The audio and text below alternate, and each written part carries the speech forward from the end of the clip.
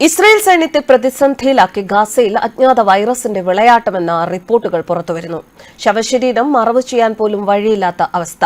യുദ്ധത്തിൽ ഗാസ മലിനമായിരിക്കുകയാണ്. മലിനമായ ഗാസയിൽ അജ്ഞാത ഫംഗസുകൾ ഉടലെടുത്തിരിക്കുകയാണ് എന്ന ആശങ്ക ജനിപ്പിക്കുന്ന റിപ്പോർട്ടുകളാണ് ഇപ്പോൾ പുറത്തുവരുന്നത്. നമുക്കൊക്കെ അറിയുന്ന ഒരു കാര്യമാണ്. ആധുനിക മനുഷ്യന്റെ ചരിത്രം പരിശോധിക്കുകയാണെങ്കിൽ യുദ്ധങ്ങൾ ഉണ്ടാക്കിയ വഴിത്തിരിവുകൾ, യുദ്ധങ്ങൾ വഴിവെച്ചത് ഒരുപാട് സംസ്കാരങ്ങളുടെ പതനത്തിനും ഒരേ സമയം ജനനത്തിനുമൊക്കെയാണ്. മധ്യേഷ്യയിൽ പതിറ്റാണ്ടുകളായി നടന്നുവരുന്ന ഇസ്രായേൽ പാലസ്തീൻ സംഘർഷവും വ്യത്യസ്തമല്ല. യുദ്ധത്തിൽ തകർന്ന മേഖലകളിലെ പരിസ്ഥിതി പ്രതിസന്ധികളിൽ മുൻപന്തിയിലാണ്.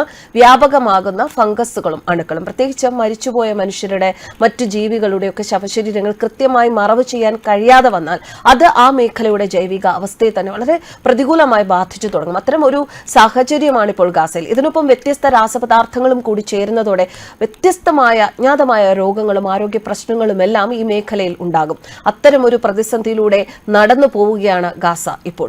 തിരിച്ചറിയാത്ത മരുന്നുകളെ ശക്തമായി തന്നെ പ്രതിരോധിക്കാൻ കഴിയുന്ന സൂക്ഷ്മ ജീവികളെയാണ് ഗാസയിൽ കണ്ടെത്തിയിരിക്കുന്നത്. ഇവയെല്ലാം തന്നെ ഇതുവരെ ഗാസയ്ക്ക് പുറത്ത് റിപ്പോർട്ട് ചെയ്യപ്പെടാത്തവ കൂടിയാണ്. റെസിസ്റ്റന്റ് മൈക്രോബുകൾ എന്നാണ് ഇവയെ ഗവേഷകർ ഇപ്പോൾ വിളിക്കുന്നത്. ഗാസയിൽ കണ്ടെത്തിയ ഇവ സൈനികരിലൂടെ ഇസ്രായേലിലേക്കും അതുവഴി മറ്റു രാജ്യങ്ങളിലേക്കും വ്യാപിക്കുമോ എന്ന ഒരു ഭയം കൂടി ഇപ്പോൾ നിലനിൽക്കുന്നുണ്ട്. ബാക്ടീരിയയും ഫംഗസുകളും തുടങ്ങി പാരസൈറ്റുകൾ വരെ ഈ റെസിസ്റ്റന്റ് മൈക്രോബുകൾ എന്ന വിഭാഗത്തിൽ ഉൾപ്പെടുന്നവയാണ്. മണ്ണിൽ കീടനാശിനി മുതൽ ബോംബുകളും ജൈവായുധങ്ങളും വരെ ഉള്ളവയുടെ പ്രയോഗങ്ങൾ കാരണം ആന്റി മൈക്രോബയലിന്റെ സാന്നിധ്യം കൂടും. ഇത്തരത്തിലുള്ള റെസിസ്റ്റന്റ് മൈക്രോബുകളുടെ വർധനവിന് കാരണം ആന്റി മൈക്രോബയലുകളുടെ സാന്നിധ്യത്തിൽ സൂക്ഷ്മജീവികളുടെ പ്രതിരോധശേഷി കൂടുകയും അത് പിന്നീട് അവയുടെ അതിജീവനത്തെ സഹായിക്കുകയും ചെയ്യും എന്നതാണ്. ഇതോടെ ഇപ്പോൾ ഉപയോഗിക്കുന്ന മരുന്നുകൾ കൊണ്ട് ഇവയെ ഒരു മനുഷ്യ ശരീരത്തിൽ നിന്ന് പുറത്താക്കാനോ നശിപ്പിക്കാനോ സാധിക്കാതെ വരികയും ചെയ്യും എന്നതാണ് മറ്റൊരു ആശങ്ക. ഇസ്രായേൽ ഹമാസ് പോരാട്ടം ആരംഭിച്ചിട്ട് ഇപ്പോൾ മാസങ്ങൾ പിന്നിട്ടിരിക്കുകയാണ്.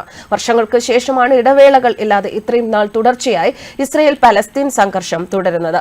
കുട്ടികൾ ഉൾപ്പെടെ ഉള്ളവരെ ബന്ദിയാക്കിയതിലും കൂട്ടക്കൊലയ്ക്കും ജൈവായുധ ഉപയോഗത്തിനും എല്ലാം നിരന്തരം പഴികേട്ടിരുന്ന ഇസ്രായേൽ സൈന്യം ഇപ്പോൾ മറ്റൊരു പ്രതിസന്ധി നേരിടുകയാണ്. അജ്ഞാതമായൊരു ഫംഗസ് ബാധയാണ് ഇസ്രായേൽ സൈന്യത്തെ കുഴപ്പത്തിൽ ആക്കിയിരിക്കുന്നത്.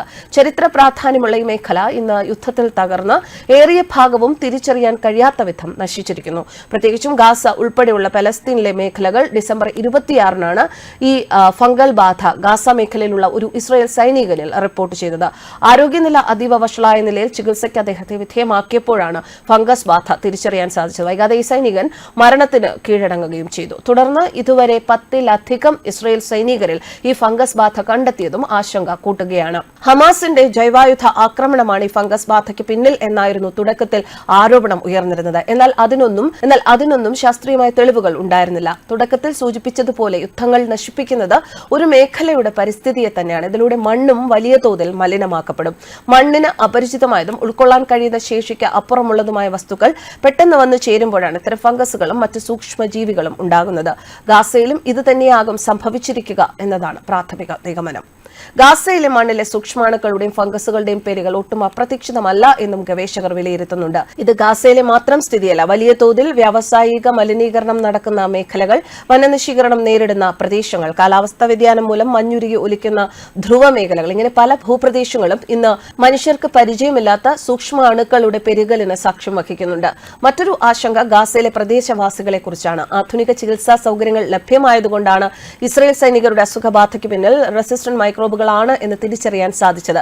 എന്നാൽ ഇസ്രായേൽ സൈന്യം ബോംബുകൾ വർഷിച്ച് തകർത്തിട്ടിരിക്കുന്ന ഗാസയിൽ മെച്ചപ്പെട്ട ആരോഗ്യ പരിരക്ഷ സംവിധാനങ്ങളൊന്നും തന്നെ ലഭ്യമല്ല. ഈ സാഹചര്യത്തിൽ ഗാസയിൽ ജീവിക്കുന്ന ആളുകളിൽ ഇത്തരം ഫംഗസ് ബാധകൾ വ്യാപകമായാൽ പോലും തിരിച്ചറിയാൻ സാധിക്കില്ല എന്നതും മറ്റൊരു പ്രതിസന്ധി സൃഷ്ടിക്കുകയാണ്. ചുരുക്കം പറഞ്ഞു കഴിഞ്ഞാൽ യുദ്ധം കൊണ്ടും പരിസ്ഥിതി കൊണ്ടുമൊക്കെ ആകെ തകർന്നിരിക്കുകയാണ് ഗാസ.